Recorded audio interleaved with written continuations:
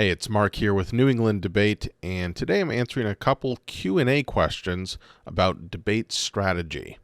I'm going to be answering 5 questions here that go over strategic aspects of debate, namely what arguments to run, how to run them, how to plan your round either ahead of time or during the round.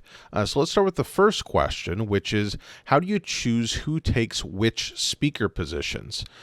I get this question quite a bit. And honestly, I think a lot of people put too much thought into it. They overthink this question.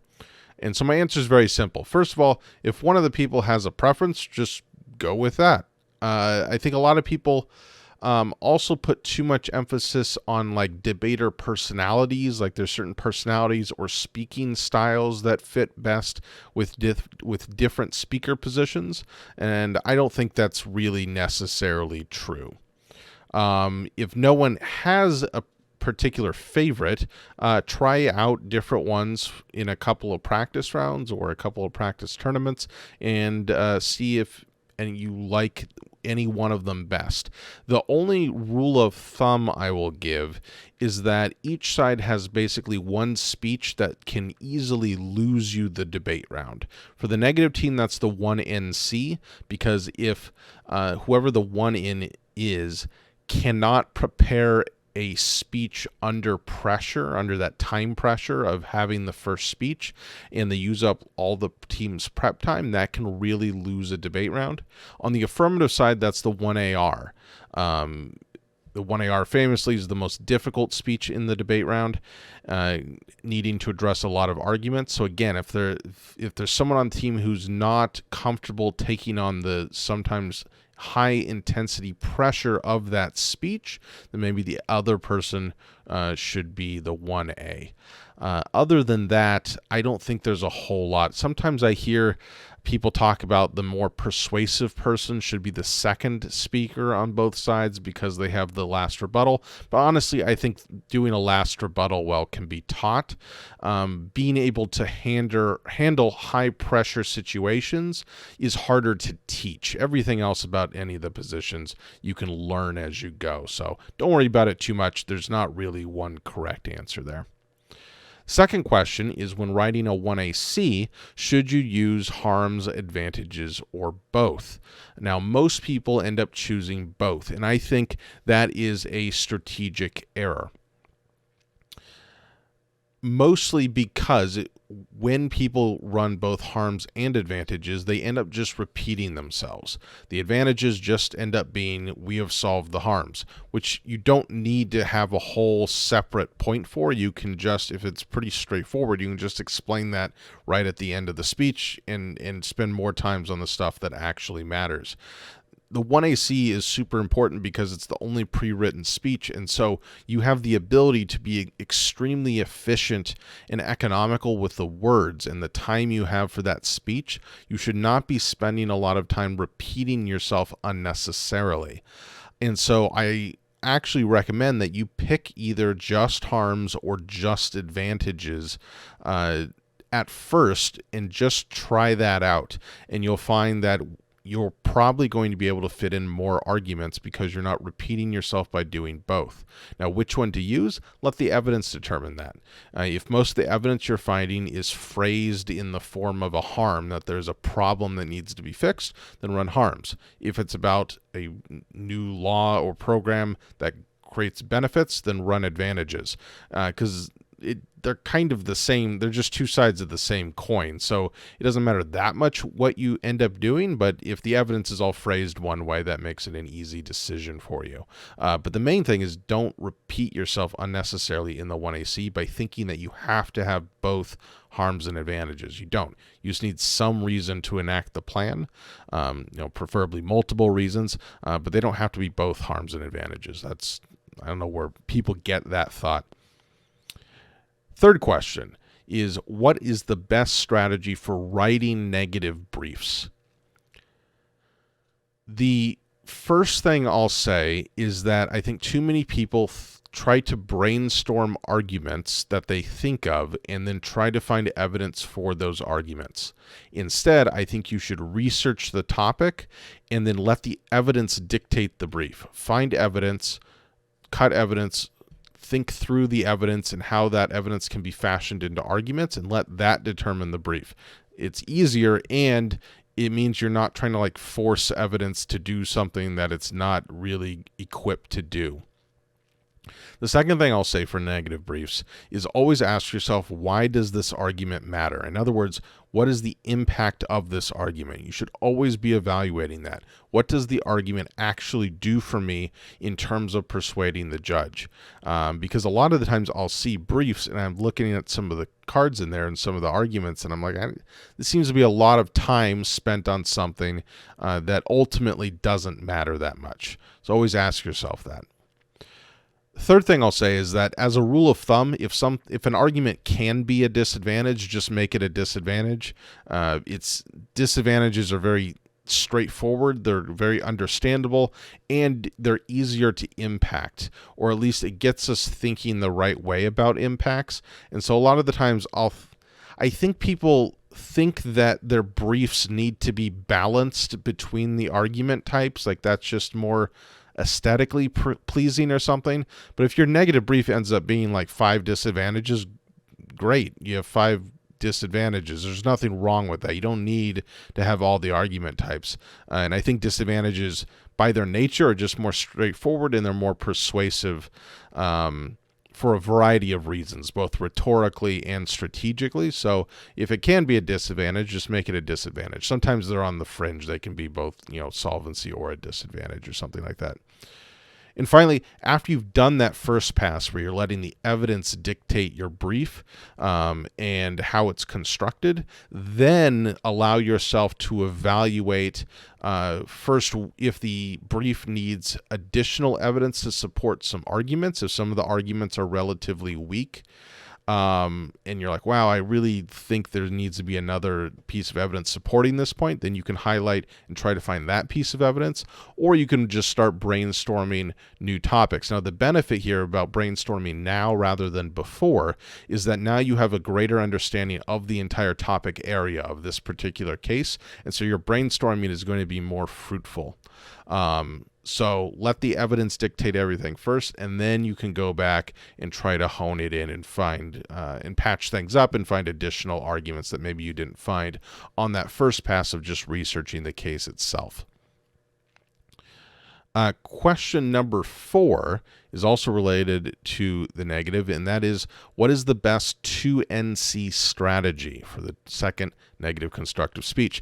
And this question really is about what is the best overall negative strategy, because what the 2NC does also affects and is influenced by what the 1NC does, and on it you should be working with your partner anyways to figure this out.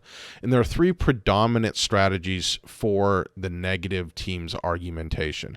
There's the traditional negative split, there's the Emery switch, and then there's the shell and extend strategy.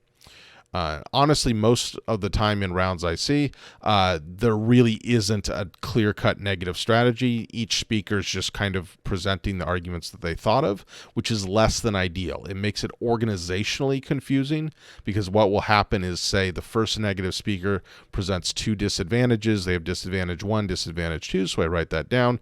And then the second negative speaker comes up, and then they have 2 disadvantages, and they say disadvantage 1 and disadvantage 2. Now I have 2 disadvantages 1 and disadvantages 2, and then it just becomes a giant mess. The partners are clearly not working together at that point. So you should have a pretty clear strategy, and I recommend one of these 3. So the traditional split is where the first negative speaker takes case side argumentation and the second negative takes plan side argumentation. Now, there's certain arguments that are always should be in the 1NC, namely counterplans and topicality. Every time those should just be in the 1NC, because they're kind of fundamental negative positions. In other words, they help dictate the rest of it, and in terms of how you're evaluating the attack, they just make sense to be first. So for instance, topicality, if you're going to be arguing that the entire premise of the affirmative team's plan is kind of bunk in relationship to the resolution, that seems like something you ought to bring up right away and not try to sneak it in at the end. It just feels weird otherwise, and it's just debate tradition at this point. Your judges are going to look at you very strangely. There are also legitimate theory arguments about why that if you don't do that, you could get hit with some nasty theory arguments. Counterplans, similar thing. They need to be brought up first because they are altering the fundamental negative position. Instead of defending the status quo against the affirmative plan, you're presenting an alternative plan to defend against the affirmative plan. It makes no sense to bring that up in the 2NC. That said, the traditional split, other than those two arguments and maybe a couple others that are very fundamental, is going to be focusing, the 1NC is going to be focusing on case side argumentation. So significance arguments, inherency arguments, attacks against the harms and advantages. And then the 2NC does plan side, which is disadvantages and solvency. The Emery switch flips that around. So the 1NC does DAs and solvency. The 2N does case side argumentation. The third strategy does something different. The shell and extend strategy is where the 1NC presents all of the negative team's argumentation in their speech, and then that argumentation is elaborated on, extended, and further impacted and defended against in the entire negative block. There is no answer for the best 2N strategy. I have heard convincing arguments for all three. I think that for an advanced team that really wants to think through this, I think alter your strategy depending on what your attack looks like. If you have a fairly even balance of argumentation on case side and plan side, the traditional split is traditional for a reason. It makes sense. It follows the persuasive outline of how you deliver a persuasive argument. So in other words, what you're doing is you're diminishing the affirmative case, and then you're attacking why it's bad. So you're mitigating, then you're going on the offensive. It makes kind of rhetorical sense, and it's the most common way of doing things.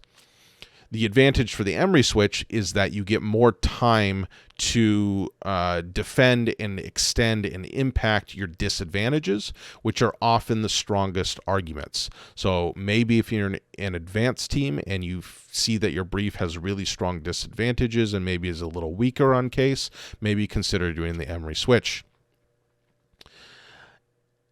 The shell and extend I find very intriguing. It wasn't super popular when I was debating in the NCFCA, but I do think it has a number of advantages if you do it correctly. The problem is it's very rare for teams to actually do it correctly, because what you're doing is you're sacrificing the total number of arguments that you can run for depth. And so you need to be prepared to provide that depth. You need to have analyzed your arguments 2 or 3 layers deep, not just what is this argument, but what are the responses to this argument and how am I going to respond to those responses at the very least? Because if you don't have that level of analysis ready to go, what happens is you present 8 minutes of argumentation, they get a response to them, and then you have 8 minutes of defense in the 2NC instead of bringing up new arguments, and then the 1NR has nothing to do because you haven't prepared enough of a defense against it or an extension of your arguments and further analyzing them.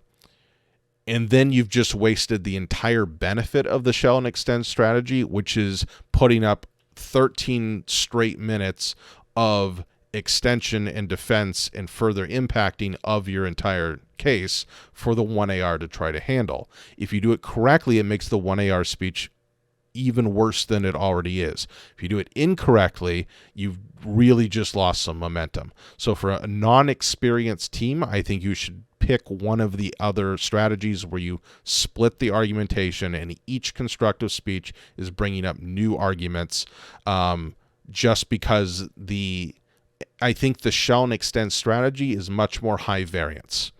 I think it maybe has the greatest upside, but I also think it's the easiest one to screw up. So be careful with it. Although I do think it probably has the highest upside. it could be really good. I mean, it could really make the 1AR a nightmare.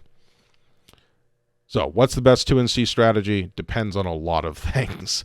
But honestly, more importantly, is thinking through your arguments generally and thinking of them as arguments and impacting them and preparing impact calculus for your rebuttals. So I wouldn't worry too much about strategy, but you should have a strategy so you don't get into that organizational chaos that I was talking about earlier.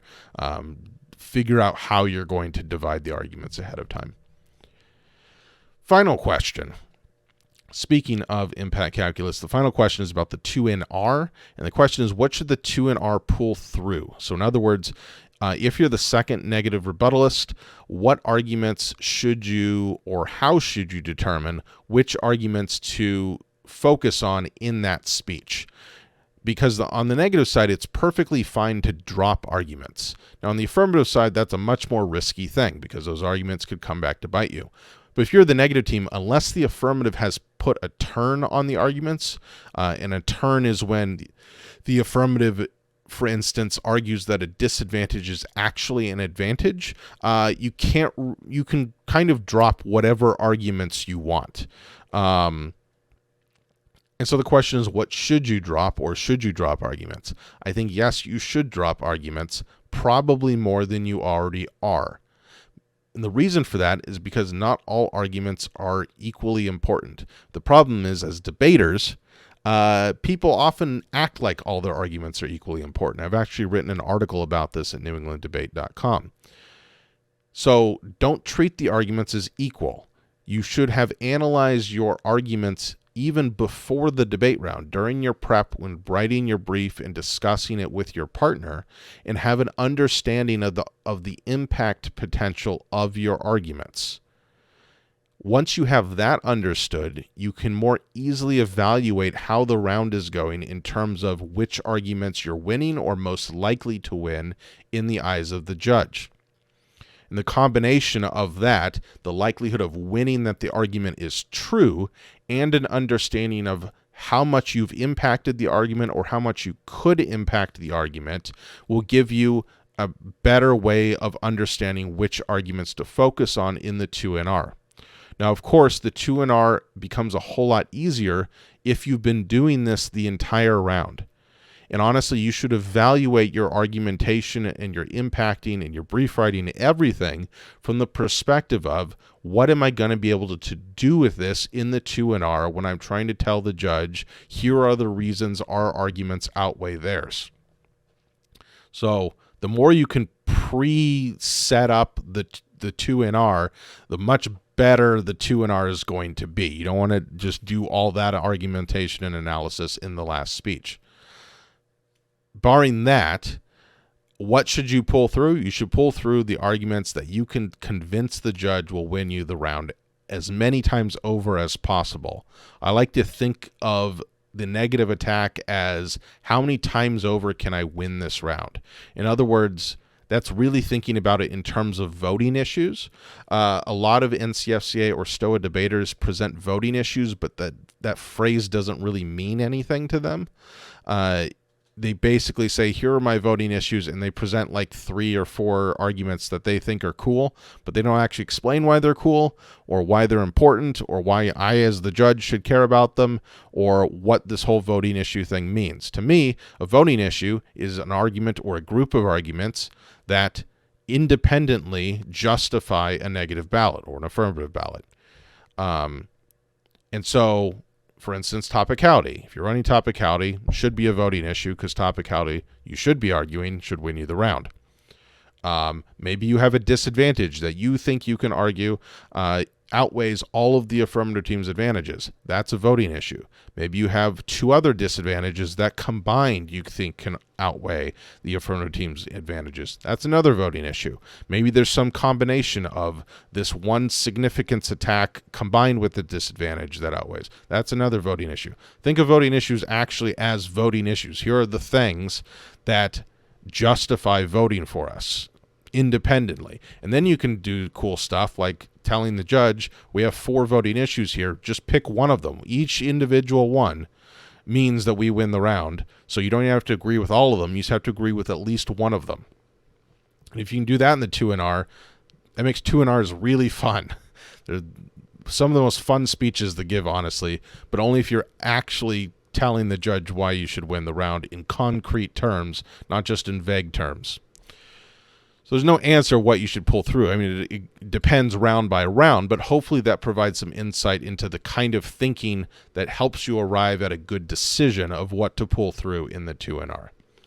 All right, that's all I got for right now with strategy questions. I think next Q&A it will be on debate theory. So if you have any debate theory questions for policy debate, I'm not very good at LD theory, please comment below, and I will answer them in the next Q&A. Thanks for watching, everybody. I have three classes /workshops that you can sign up for now at newenglanddebate.com. If you're in Stoa and doing Mars Hill, I'm going to do a 1-week Mars Hill intensive right after Christmas to help get you going for the new year. We'll cover at least 30 of the Mars Hill topics in depth, and I think it'll be a really fun time. I also have Extemp Roundtable, which actually has just started, but you can jump in late. Like it doesn't build upon itself. You can sign up and get the full experience of Extemp Roundtable. It's really cool if you're doing Extemp. And then finally, we have 2 more debate workshops left. One for debaters, one for judges. The judges one is free. So sign up, get your parents involved or whoever's judging or who you think might judge. Or if you're a debater, just come watch it, because actually learning how to think like a judge helps you be a better debater. And you can sign up for all of that through newenglanddebate.com. Just go to our news tab and you'll see the announcements and signups for that. Thanks for watching, and I'll probably have another video maybe in 1 or 2 weeks, so subscribe to the YouTube channel as well. Thanks.